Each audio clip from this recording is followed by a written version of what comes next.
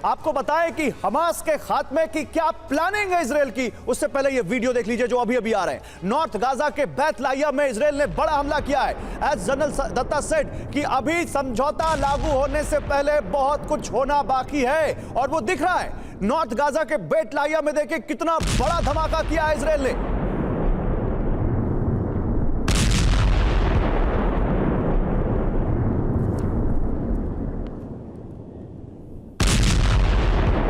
केवल धमाके नहीं हो रहे हैं बल्कि घर घर जाकर तलाशी ली जा रही है। घर घर जाकर हमास के लड़ाकों को ढूंढ रही है इजराइल की सेना। ये देखिए घर में घुसकर इजराइल की सेना कैसे वहां पर पोटेंशियल थ्रेट पर फायरिंग कर रही है, कैसे वहां पर इजराइल की सेना घर में सब कुछ वहां पर तबाह कर देना चाह रही है। ये क्यों कर रहे होंगे जनरल मेस्टन, ये घर के अंदर ऐसी फायरिंग क्यों चल रही होगी? देखिए बहुत साफ है, ये जितना भी नॉर्थ गाजा में ऑक्यूपाई हो रखा है उनको घर घर से हर टेररिस्ट को क्लियर करना है। मुद्दा बहुत क्लियर है और जब ये हासिल हो जाएगा फिर उनका फोकस ये जो सीज फायर है 4 दिन की, उसके बाद साउथ गाजा में जाएगा। हाँ, साउथ गाजा में लड़ाई का थोड़ा हालात साउथ गाजा पर आएंगे सर, साउथ गाजा पर आएंगे, लेकिन आप कह रहे हैं कि यहाँ केवल एक एक लड़ाका कोई बाकी न रह जाए इसलिए घर के अंदर इस तरह की फायरिंग हो रही है। ठीक है, देखिए एक और वीडियो दिखाता हूं मैं, आईडीएफ की गाड़ी का स्टंट दिखाता हूं मैं आपको। आईडीएफ यानी इजराइल की डिफेंस फोर्सेस की गाड़ियां किस तरह से वहां पर स्टंट कर रही हैं, किस तरह से दौड़ रही हैं, ये आप देखिए। ये यहां पर ये इजराइल की डिफेंस फोर्स का बख्तरबंद वाहन है और कैसे इसने वहां पर, ये अगर मैं गलत नहीं हूं तो ये वेस्ट बैंक है सर, और वेस्ट बैंक में कैसे इसने वहां पर एक गाड़ी को टक्कर मारी और फिर कैसे आगे निकल गई, ये तस्वीरें हैं। ये देखिए, ये आई है आईडीएफ की गाड़ी और वहां पर उसने ये वहां पर खड़ी एक गाड़ी को टक्कर मारी और फिर इस तरह से आगे वो फिर वापस उसने यू टर्न लिया और वापस चली गई। ये आईडीएफ यानी इजराइल की सेना की गाड़ी है।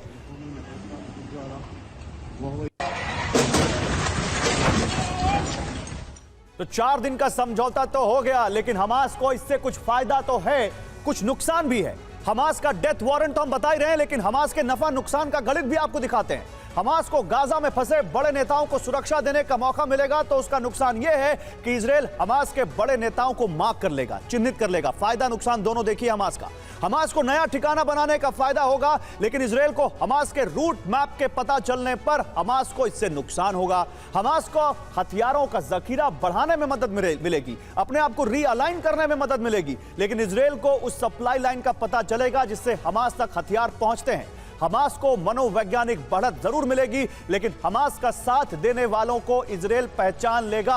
और वो कैसे होगा? क्योंकि हमारे पास आज एक ऐसी सैटेलाइट की रिपोर्ट है जो इस सब पर नजर रख रही है, वो भी मैं आपको दिखाऊंगा। लेकिन पहले ये देखिए, अगर फायदा और नुकसान हमास को है तो इजराइल को भी है। इजराइल को अपने बंधकों की रिहाई का फायदा तो मिलेगा, लेकिन उधर हमास को संगठित होने का मौका मिल जाएगा। इजराइल पर अंतर्राष्ट्रीय दबाव जरूर कम होगा, लेकिन 4 दिन बाद युद्ध दोबारा ना शुरू करने का दबाव और आएगा इजराइल पर। यह इजराइल के फायदे और नुकसान हैं। इजराइल को हमास के बड़े नेताओं का पता जरूर चल जाएगा, लेकिन हमास के नेताओं को भी गाजा से सुरक्षित निकलने का मौका मिल जाएगा। इजराइल को हमास के गुप्त ठिकानों का पता मिल जाएगा, लेकिन इजराइल के प्लान पर जासूसी का खतरा, हमास की जासूसी का खतरा भी रहेगा। और यही इस वक्त इन दोनों पक्षों की नफा और नुकसान की थ्योरी है। लेकिन मोशे कांदलेकर सर, इजराइल बहुत अपने आप में पूरी दुनिया में इसलिए मशहूर है क्योंकि उसको मालूम है कि अपने दुश्मन को कैसे खत्म करना है। जाहिर सी बात है यहां भी चर्निंग हुई होगी, यहां भी कोई रणनीति होगी। इजराइल के दिमाग में क्या होगा इस वक्त जब उसने ये समझौता किया होगा? देखो, मैं आपको पहले बोल चुका हूं, हमारे लिए हमारे जो हॉस्टेज है that is the important point, और उसके लिए वो हमास हमसे खेल रहा है कि उसको पता है जब तक हमारे हॉस्टेज आएंगे नहीं हम शनिवार को मार नहीं पाएंगे, मारेंगे भी नहीं, because we want our hostage is back at home. Okay, that is the main reason. But उसके बाद में आगे हम देखो कि दुनिया में हमारा नाम फेवरेट है, Mossad is one of the best in the world, वो कहीं ना कहीं मिलेगा। और हम जो उसके जो निकाला हुआ है उसकी डेथ का, ये तो वो तो होगा ये एंड ऑफ द सब means Hamas will not be there. Hamas is, उसका नाम निशान मिट जाएगा एट द एंड। ओके, उसको जरा वक्त लगेगा बिकॉज हमारे बच्चे वहाँ हैं, तो हम लाचार है, हमको कोई अलग रास्ता है नहीं। हमारा भी नुकसान होगा, 4 दिन हम बैठेंगे और वो 4 दिन में वो लोग सब आगे बढ़ मींस चार्ज करेंगे उनके रॉकेट ये वो सब, but We can handle it that, no problem about you that. can handle it. आप कह रहे हैं Israel can handle it very well. आप कह रहे हैं इजराइल के पास पूरा प्लान है. मैं भी दिखाता हूं कि इजराइल के जो कि जिसके सर्विलांस का लोहा दुनिया मानती है, कैसे इजराइल इन 4 दिनों का इस्तेमाल हमास का पता लगाने में और हमास के बारे में और जानकारी इकट्ठा करने में करेगी. आपको बताते हैं धरती के साथ साथ इजराइल अंतरिक्ष से कैसे हमास के मूवमेंट पर नजर रख सकता है, और उसके लिए आपके सामने एक ग्राफिकल रिपोर्ट हम लेकर आएंगे. देखिए, इजराइल की इस जासूसी सैटेलाइट का नाम जो आपके सामने है, यह है ओफेक 13, और यह इजराइल का ब्रह्मास्त्र है जासूसी के मामले में. और इजराइल इसका इस्तेमाल करके कैसे हमास के मूवमेंट पर नजर रखेगा, मैं आपको यह बताता हूं. ओफेक 13 29 मार्च 2023 को, यानी इसी साल इजराइल ने लॉन्च किया था. यह एक इलेक्ट्रो ऑप्टिकल रिकॉनेसेंस सैटेलाइट, यानी आम भाषा में कहें तो एक स्पाई सैटेलाइट है, जासूसी उपग्रह है. खुफिया और सैन्य अभियान के लिए इजराइल इसका इस्तेमाल करता है. दिन हो, रात हो, अंधेरा हो, उजाला हो, यह सैटेलाइट अंतरिक्ष से धरती पर मौजूद इमारतों, रास्तों, इंसानों, उनके मूवमेंट की HD photos, high resolution images ले सकता है. और इसकी रेंज में केवल गाजा क्या, इजराइल क्या, पूरा मिडिल ईस्ट है. और इसका असली तो अभी जो गाजा में इस्तेमाल करेगा, इसका असली आपको बताता हूं, इसका असली मिशन क्या है. जानकार मानते हैं कि इजराइल इस स्पाई सैटेलाइट के जरिए ईरान के न्यूक्लियर और मिसाइल प्रोग्राम की मॉनिटरिंग करता है. इस सैटेलाइट को खास तौर पर इजराइल के रक्षा मंत्रालय के लिए डिजाइन किया गया है, और दुनिया में केवल अमेरिका, चीन, रूस और जापान के पास ऐसी सैटेलाइट हैं. इनफैक्ट लॉन्च के बाद पीएम नेतन्याहू ने कहा, नजदीक हो या दूर, इजराइल के दुश्मनों का खात्मा करने के लिए यह सैटेलाइट हमारी क्षमता बढ़ाएगी, और इस सैटेलाइट की मदद से हम जमीन, समंदर, हवा और अंतरिक्ष में भी दुश्मन को मारने की क्षमता हमारी और इससे बढ़ गई है. तो एयर कमोडोर बहल, आपको लगता है कि ये 4 दिन, जैसे आप कह रहे थे कि हमास बेवकूफ नहीं है, तो इजराइल भी बेवकूफ नहीं है, और ये 4 दिन का इस्तेमाल वो कैसे करेगा, उसमें जमीन से लेकर अंतरिक्ष तक उसके तमाम असलहे या तमाम उसकी जो मशीनें हैं वो एक्टिव हो चुकी होंगी.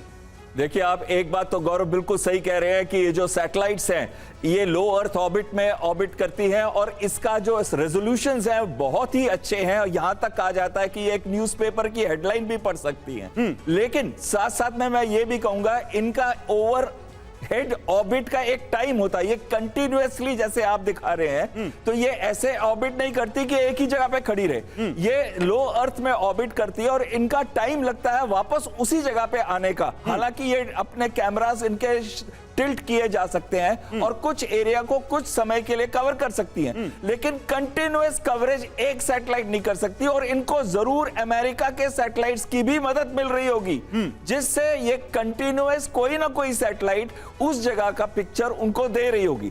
ये तो पहली बात हुई. और दूसरी बात हुई कि इवन ड्रोन्स का जाना बंद हो गया है इस दौरान.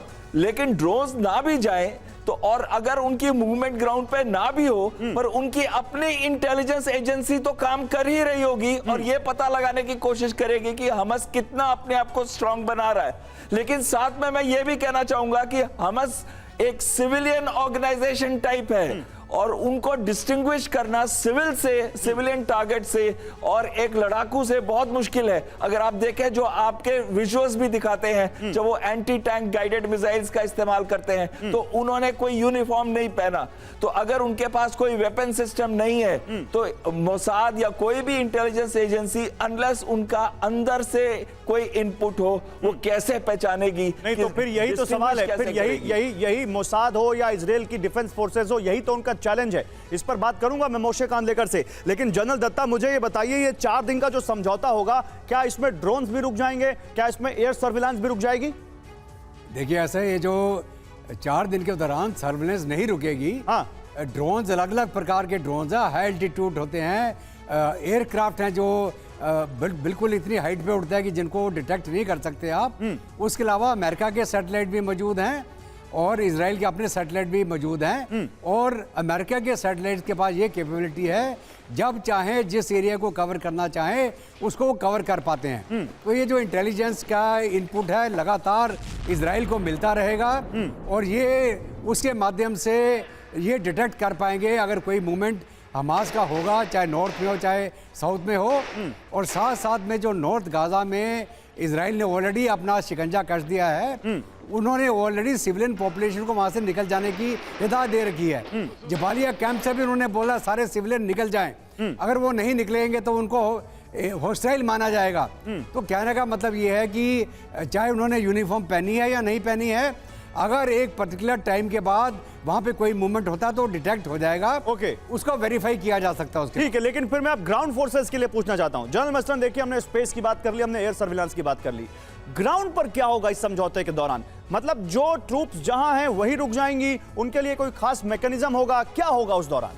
देखिए, आज पूरी रात पड़ी है इजरायली सेना के पास, तो वो कल तक अपनी पोजीशंस को कंसोलिडेट कर लेंगे, एडवांटेजेस पोजीशन लेके। ओके, उसके बाद टैंक्स और जितनी भी वहां पर हरकतें हैं वो कम हो जाएंगी, क्योंकि अगर युद्ध विराम है तो कोई भी साइड अगर फायरिंग करती है एक दूसरे पे तो इसका उल्लंघन हो जाएगा और फिर ये सीज फायर नेगोशिएशन रुक जाएगी, मतलब होस्टेज नेगोशिएशन रुक जाएगी। तो इजरायली सेना पूरी कोशिश करेगी और मेरे को लगता है हमास भी कोशिश करेगी कि देखिए आज की तारीख में प्रेशर किसके ऊपर है ज्यादा?